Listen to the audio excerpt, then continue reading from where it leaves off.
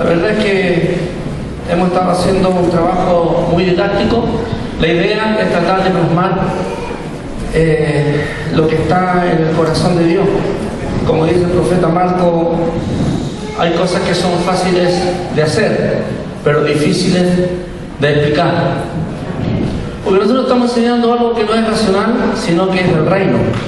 El reino de Dios opera a través del elemento que es sobrenatural. Dice la Biblia que Dios es espíritu. ¿Cuánto lo creen? Él no es materia. Él sí usa la materia para que nosotros podamos tener un sistema didáctico, una pedagogía más fácil para entender lo de Dios. ¿Amén? Así lo hizo Jesús con la enseñanza. Es una honra, un privilegio de parte de Dios poder ser partícipe de lo que está viviendo la iglesia del Señor en este tiempo. ¿Saben? Nosotros que conversamos con el apóstol, el pastor Juan Carlos, el mismo profeta Marcos, la iglesia durante no 13 años desde que comenzó esta búsqueda por la integridad, sino que de mucho antes, desde que nosotros fuimos insertos en el reino, comenzamos un periodo de proceso, eventos de trato, con el solo fin de poder Dios ir edificando a nosotros una forma de poder ser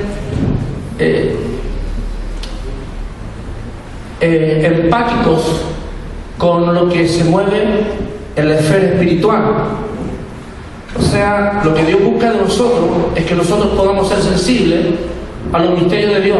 El problema es que los misterios de Dios están encerrados en un marco de locura.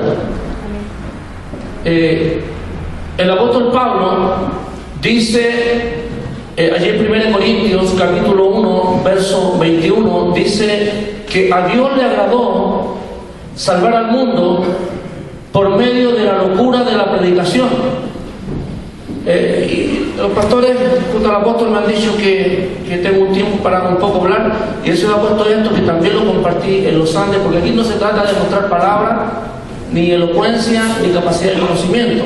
Lo que buscamos es plasmar en toda la iglesia para que podamos estar mancomunados en un solo sentir, en un solo propósito y pensando todos la misma cosa.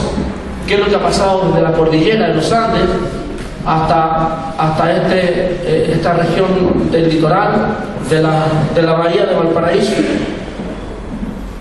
Dios podía haber salvado al mundo de otra manera. ¿Cuántos lo creen así? ¿Saben que para Dios no era problema revelarse a cada hombre mientras dormía y convertirlo? ¿Cuántos lo creen así? ¿Acaso el Espíritu Santo no podía venir a cada uno de nosotros en medio de la noche y revelarnos el plan de la salvación? Si podía Dios. Sin embargo, a Dios se le ocurrió un plan magistral. Y luego le digo por qué. De que la gente se salvara por medio de la locura de la predicación. O sea, que un tipo se para en una esquina y comienza a predicar que hay una vida eterna, que hay un cielo que tiene mar de cristal, de que aunque muramos nosotros, un día Él nos va a resucitar, y de que si no estamos muertos y estamos vivos, Él un día nos va a levantar en una nube. Miren el mensaje, nos puso en un problema. ¿Sabe por qué? Porque esto no cabe en la razón del hombre. Ahora, yo creo, y la Biblia lo dice, y yo creo que usted lo cree, es que el Evangelio significa dominio, significa potestad, significa gobierno, significa autoridad. El reino de Cristo significa que cuando llega a nosotros, Él somete hasta la voluntad y el deseo más mínimo nuestro para que nosotros comencemos a embarazarnos en tener el deseo de Él. Eso es el Evangelio. Te saca de un mundo racional que te hace vivir por la vista física y te mete a un mundo en donde esa vista física Dios la deja obsoleta, para que en este mundo comencemos a ver con los ojos espirituales. Amén. Es por eso que el Evangelio no es muy popular en las cosas que se ven físicamente. Por eso que hay predicadores que están predicando del producto, de la prosperidad, del dinero, las posesiones, las casas, el carro de último modelo. ¿Sabe por qué? Porque eso es atractivo para esta vista. Pero cuando alguien te predica de que tenemos que morir para este mundo y tenemos que atesorar las cosas que son de Dios, entonces eso no es atractivo. Eso no es popular. Entonces yo hago este preámbulo para poder hablarte. Yo, según una Biblia aquí parece que es del apóstol, pues tiene la letra grande. Yo, a la edad ya esta, uno tiene que usar la Biblia con una letra más grande. Y es el problema de la vista, no es el problema de la letra. Como el cojo que le echaba la culpa al camino.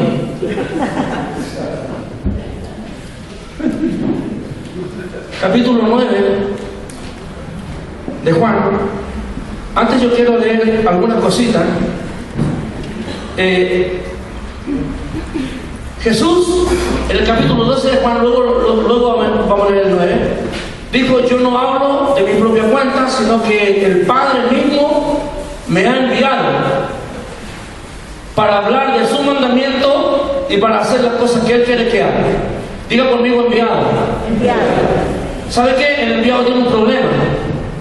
El enviado, cuando es verdadero, ya no habla lo que Él quiere, ni hace las cosas que Él quiere, sino que hace y habla lo que el que le envió le dijo que hablara y quisiera. ¿Cuántos dicen amén? Amén. ¿Sabe? Yo quiero hablar de esto esta noche porque estamos hablando de las cosas ilógicas. En Juan capítulo 9 hay un relato que habla acerca de un hecho, de un suceso que vivió Jesús cuando se encontró con un ciego. El 9, voy a ser preciso con el verso 9, el capítulo 9, verso 6 del libro de Juan, dice: dicho esto, Jesús escupió en tierra e hizo lodo con su saliva y juntó el lodo y lo puso en los ojos del ciego. Luego le dijo Jesús al ciego: ve, escuche, ve es de ir, no es de ver. Ve es una orden implícita que Jesús da al ciego después de haberle puesto barro en sus ojos. Así que me gustaría mucho que usted pueda decir: ve, de ir, de ser enviado.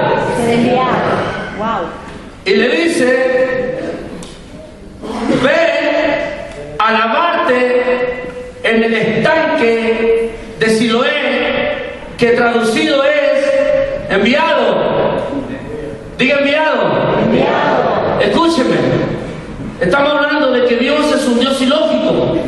Acá podemos nosotros pensar y poder especular y poder razonar y decir: ¿cómo Jesús se le ocurre a un ciego ponerlo en ese plano, en ese escenario tan difícil de saber que es ciego, que están sus amigos del barrio, que está su familia y que están todos los que al ciego lo conocen?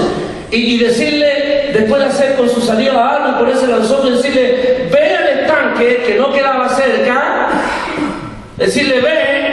Jesús no miró cuánto le iba a costar, Jesús no miró los obstáculos que iba a tener, Jesús ni siquiera se preocupó de ponerle un guía o de decirle que alguien te acompañe. Solamente Jesús le dijo: ve al estanque de Siloé y lávate con esa agua, y se la saca.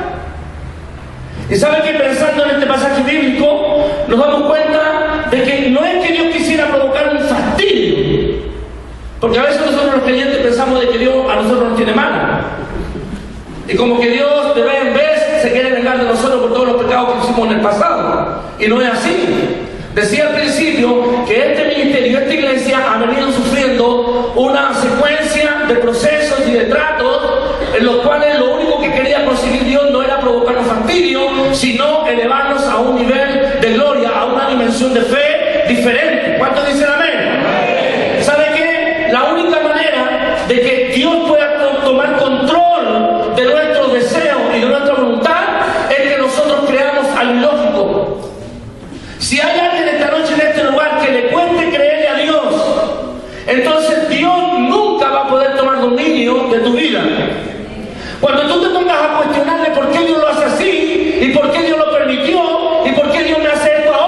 escúchame, Dios nunca va a poder tomar control de tu vida para ejercer su propósito. ¿Sabe por qué? Porque con el mundo Dios no puede ejercer su propósito, propósito de intención, voluntad, deseo. Dios nos llamó para insertar en su reino, para Él traspasar el propósito, lo que Él tenía en su corazón.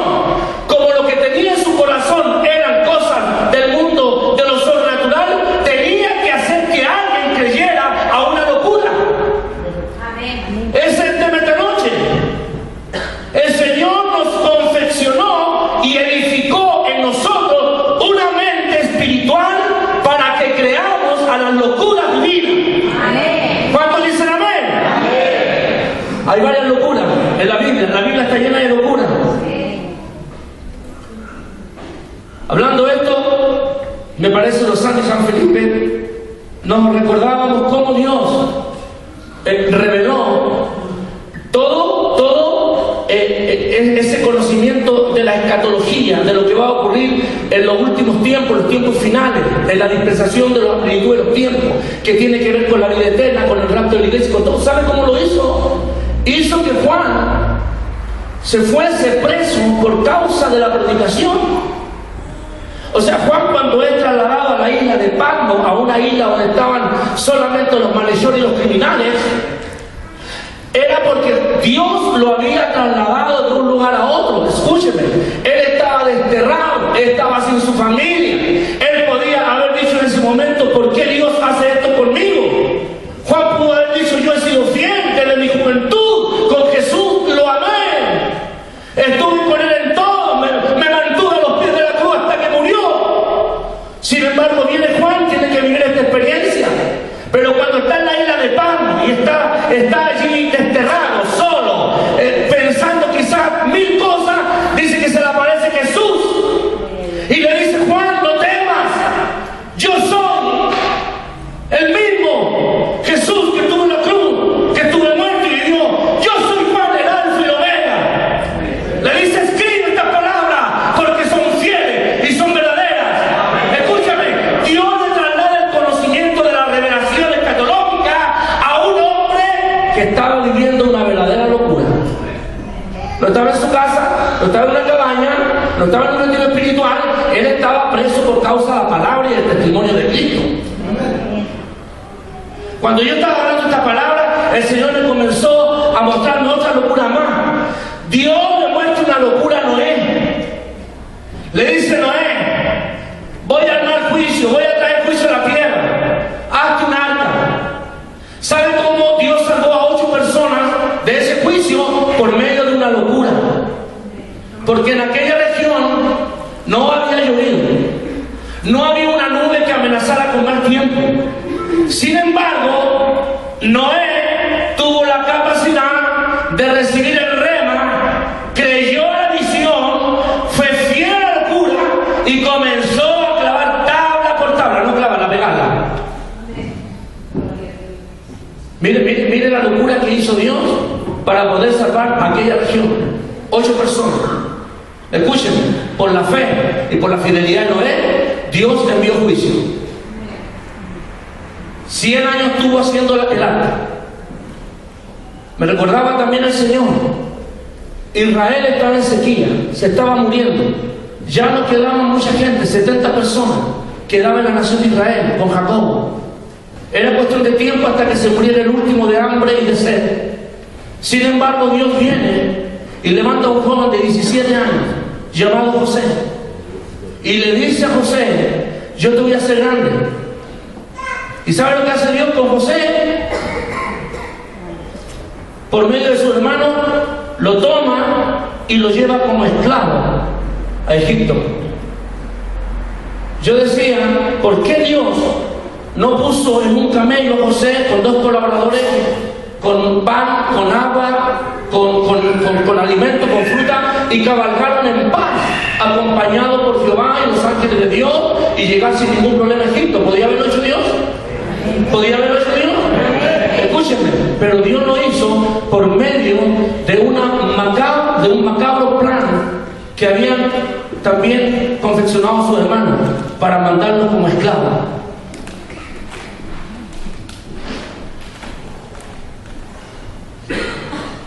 Eso es lo difícil del reino. El mundo no conoció a Dios por la sabiduría de ellos, dice Pablo. El mundo no conoció a Dios por sus capacidades intelectuales, por el coeficiente intelectual, por la sabiduría de ellos, por lo que ellos podían alcanzar a través de su conocimiento. No lo conocieron por eso. Dice la Biblia que conocieron a Dios por la locura de la predicación. Escúcheme, cuando usted diga cómo puedo conocer el plan de Dios, y usted diga, Señor, estoy dispuesto a conocer tu plan, estoy dispuesto a saber lo que tú quieres que yo haga, escúchame, Dios te va a mandarte un plan medio loco. Amén. Dios te va a mandarte una manera ilógica que te va a descomponer. ¿Y sabe cuando Dios encuentra a alguien que recibe esa locura? ¿Sabe lo que pasa? Entonces Dios tiene total control de esa persona. Mientras tú no recibas la locura de Dios, Dios no va a hallar por dónde tomarte para que tú lo hagas. Mientras tú no renuncias a tu capacidad racional y al cuestionamiento del por qué te suceden cosas en la vida espiritual, Dios no va a poder ejercer su plan contigo. ¿Sabe por qué nosotros estamos haciendo esta gira del martes? Porque hemos creído en una locura. Porque cada cosa que se ha hecho en cada ciudad ha sido una verdadera locura. Andar a la medianoche tirando harina por la calle. Yo no sé si usted ha visto a alguna persona hacer eso. El tipo que se bajaban de los autos, dejaban la baliza, la apagaban en lugares oscuros, nos bajábamos corriendo, éramos como verdaderos comandos. Más encima el otro era para una esquina y empezaba, y el otro estaba para allá. Y seguramente que si se tomaba en la ventana en la noche, iba a mirar viejo, mira a ver un espectáculo. Parece que se arrancaron unos de putaendo. ¿Qué están haciendo? Nos están tirando un polvo blanco. El profeta soltó una palabra en la lengua donde dijo que mientras hacíamos el acto profético había que dar vuelta. Expreso de medianoche, ¿se acuerdan? ¿Se acuerdan de los loquitos que daban vuelta? Y estábamos así, pero intercediendo, me echa al otro, pegar la estaca, al otro clamaban. Yo agarré al pastor José, Marce de la Liga, y le dije, ponte a dar vuelta. Y me miró y se puso así, y me miraba, como diciendo, ¿cuántas vueltas doy? Pero ¿saben? Lo hacíamos. Y quedábamos mirando al profeta, y él nos miraba a nosotros. Y luego corríamos con auto, nos subíamos donde, y pasábamos una vez y llegamos a otra esquina y hacíamos lo mismo. Y en varias oportunidades, en La Serena, un furgón de carabineros siguió el rumbo, todo el trayecto. Y el pastor Nelson Flores, así con un ojo, miraba. El furgón lo siguió cuando terminaron todo el recorrido a las 4 de la mañana. Estuvo parado en la iglesia y los hermanos de la ventana miraban para afuera. Ahí está el furgón todavía. Él me dijo, pastor, no habría llevado preso. No, el Señor te puso guarda, le dije yo. 4 de la mañana se puso el furgón y acompañó por todo el recorrido. ¡Aleluya!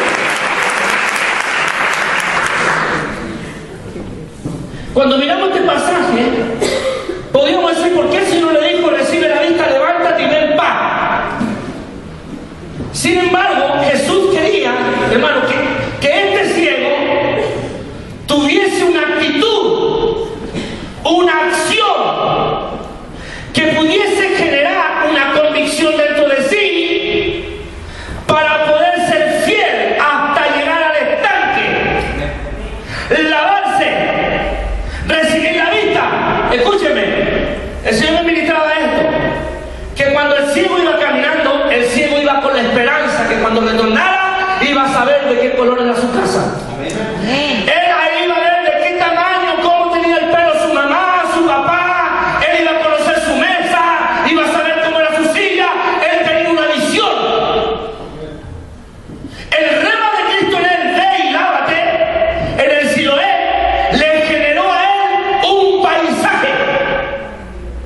Porque la palabra de Dios, el rema de Dios viene con visión. Cuando la palabra viene por el Espíritu, como Jesús dijo, sobre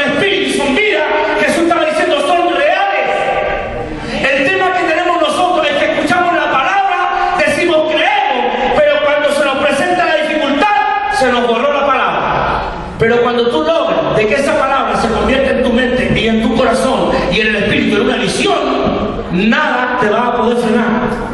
Porque aunque se caiga el cielo, se iba a parar. Y decía, lo único que quiero es llegar al estanque. Lo único que quiero es llegar a ese lugar, ponerme agua porque voy a ver. A él le podía haber dicho que lo acompañaba. ¿Tú crees que este te va a sanar? ¿No te das cuenta que te está haciendo caminar de más? ¿No te das cuenta que lo que te dijo es ilógico? ¿No te das cuenta que él pudo haberlo hecho más fácil? Entonces el ciego seguramente no tan solo tuvo una lucha con toda una historia de ceguera, sino también tenía una lucha con el que lo acompañaba. Y a veces nosotros andamos muy apegados al viejo hombre. Y cuando el espiritual crea una palabra de Dios, el viejo hombre, la vieja mujer, te comienza a hacer debilitar la fe.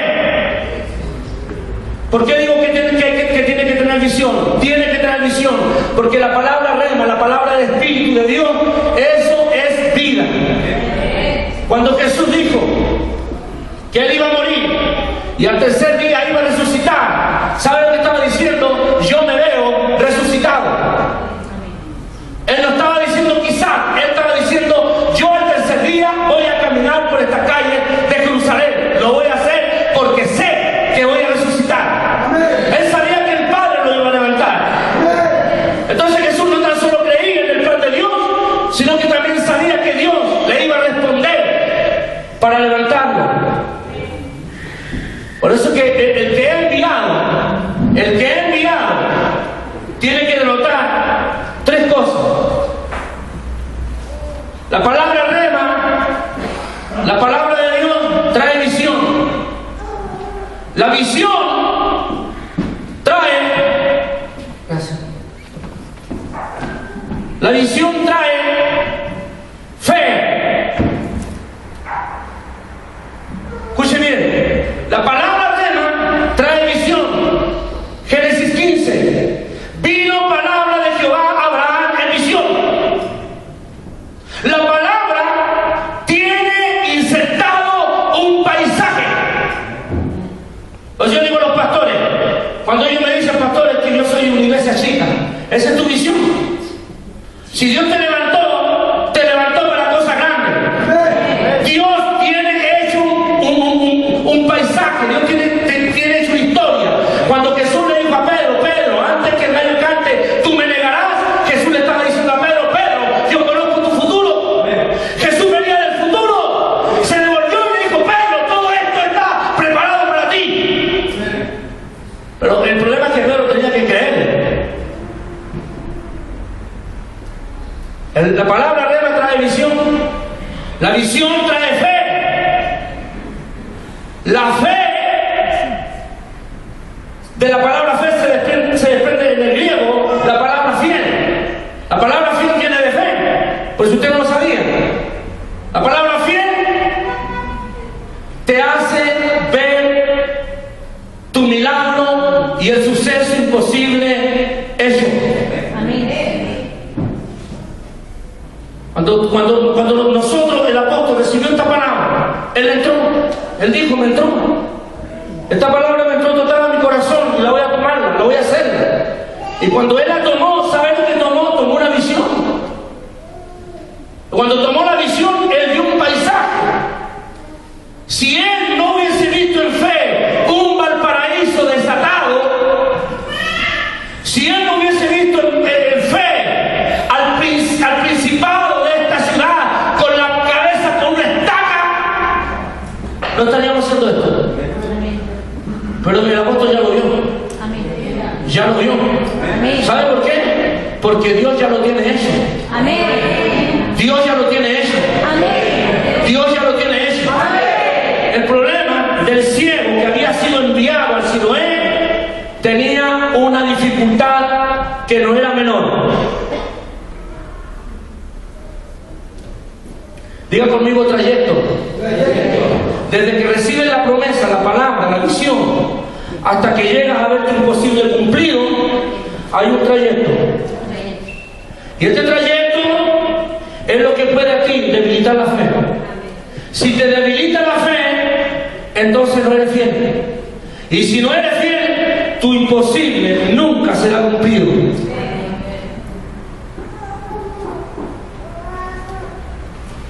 Por eso que en Romanos 4, 19 dice, refiriéndose a Abraham, dice, y no debilitó su fe al verse ya casi de 100 años y su cuerpo como muerto, y al ver la esterilidad de su esposa Sara. Dice la Biblia que Abraham no debilitó la fe. Y ahora le digo por qué. Porque cuando Dios le dijo en el capítulo 15, grande será tu galardón, Abraham, no siendo aún el padre de la fe, discutió con Dios y le dijo, Dios le dijo a Abraham, yo te daré grande galardón. Y Abraham le dijo, ¿qué galardón me darás si no tengo hijo? No tengo a quien dejarle mi herencia, era rico. Y Dios viene e insiste, le dice a Abraham, yo te voy a dar un hijo. Y nuevamente Abraham le contesta y le dice, si no me has dado prole, no me has dado ninguna oportunidad. Y cuando Dios vio, escuche, que a Abraham le estaba costando creer, Dios lo sacó de la tienda y lo llevó afuera y le dijo, mira al cielo. Y Abraham miró y le dijo, ¿qué ves? La estrella, ¿la puedes contar? No, son muchas, son muchas, son muchas. Y le dijo Dios, así será tu descendencia. ¿Sabe lo que hizo Dios con Abraham? Hizo un acto profético. Le mostró el número de su descendencia, mostrándole la estrella física. Dice que ahí recién Abraham creyó. Cuando a Abraham le nació Isaac, le nació su primera estrella. Cuando Dios le dijo, dame a Isaac, Abraham no tuvo problema en dárselo, porque le dijo, son miles las que me tienen. Dar un aplauso al Señor.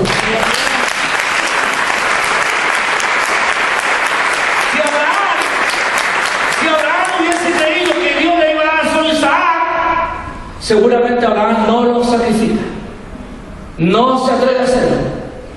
Dice porque creyó cuando se le dijo, así será tu descendencia. Y cuando le dice, cuando se le dijo, así será, está denotando que Dios le apuntó y le mostró un paisaje. El problema que tenemos para que no se cumpla ese milagro es el entorno. ¿Y por qué? El entorno y su presente. El presente de Abraham era que tenía casi 100 años. Segundo, su esposa era estéril. Pero ¿sabe qué? Dice la Biblia que no la debilitó.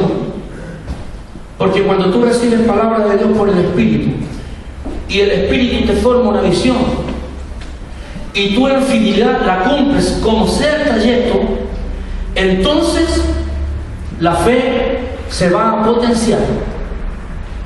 Porque en el trayecto no hay que caminar viendo, porque el ciego representa a la iglesia y el vano significa la ceguera. ¿Sabe para qué? Porque la iglesia tiene que caminar casi inconsciente.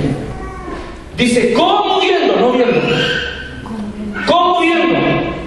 Por eso que Dios no hace locuras con gente que quiere ver con estos ojos. Dios hace locuras con gente en la cual él, aunque le tape los ojos, la gente igual va a pasar porque le creyó a él. Amén. ¿Cuántos dicen amén? Amén. Entre que llega a Siloé, entonces él se mantiene como viendo. Dice la Biblia en hebreo, dice, y todos estos murieron sin haber recibido lo prometido, sino que se mantuvieron firmes, dice, como viéndolo. Diga conmigo, como viéndolo. Ahora diga conmigo, viéndolo. Son dos cosas diferentes. El mundo anda por la vista, pero nosotros, como no tenemos esa vista porque la tenemos espiritual, entonces nosotros caminamos como viendo. Por lo tanto, esta noche, iglesia del Señor, pídele vista y oído a Dios. Amén. Escúchame, el que tenga oído para oír, oiga lo que el Espíritu dice en la iglesia. Amén. Escúcheme,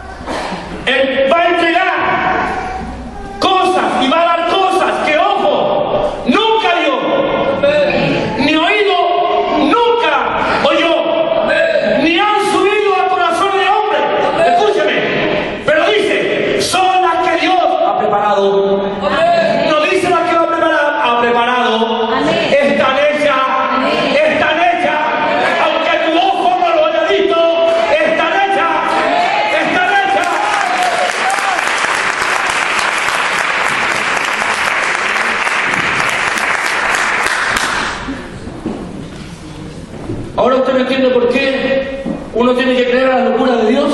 Amén. Entonces Dios nos hace hacer vigilia y nos hace recorrer las calles. Y ahora vamos a ir a cada lugar de Valparaíso para hacer la locura que Dios mostró. ¿Sabe cuántas veces surgió Chile? Con aceite y con vino y con sal. Y tiraban los litros de aceite de los aviones de los años 85, 90 para adelante. Y ungieron Chile de punta a punta. Y tiraron litros de aceite y no pasó nada. ¿Sabe por qué? Porque esto no es un corazón de hombre. Lo que estamos haciendo ahora es porque es el tiempo en que Dios preparó esto. Es porque esto tampoco va a ser una doctrina de estar haciéndolo siempre. ¿Sabe por qué? Porque esto es parte del proceso para la maduración y para el crecimiento de una iglesia que ha venido proceso tras proceso. ¿Cuántos dicen amén? Va a llegar el día en que la iglesia va a tener la estatura de los primeros cristianos, de los cristianos primitivos. Dice la Biblia que la sombra de Pedro sanaba a los enfermos. Él dice que decía la palabra de un lado a otro y los enfermos eran sanados. Traían ropa, ungían la ropa, cuando se la ponía el enfermo era sanado. ¿Saben por qué? Porque ya habían pasado todos los procesos. Y la iglesia del amor no va a evitar ningún proceso que venga de Dios. ¿Cuántos dicen amén? Aunque se cuestione, aunque se dio la razón, no estamos dispuestos para enfrentarnos a Dios y a decirnos no nos gusta. ¿Sabe lo que va a decir? Soy enviado. Amén. Y cuando uno es enviado no lleva su mensaje, lleva el mensaje del que le envió. Amén. Dios le bendiga. Amén.